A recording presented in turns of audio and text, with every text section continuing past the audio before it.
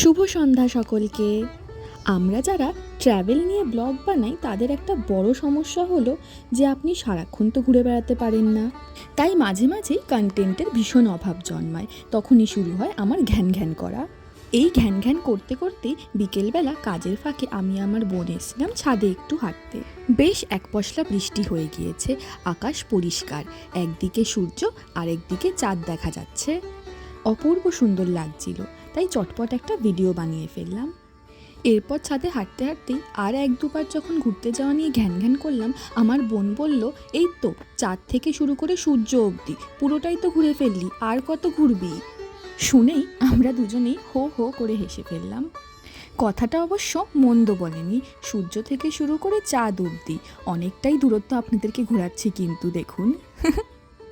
যাই হোক, অফিসের ফাঁকে না হয় এই ঘোরাতেই ক্ষান্ত থাকি।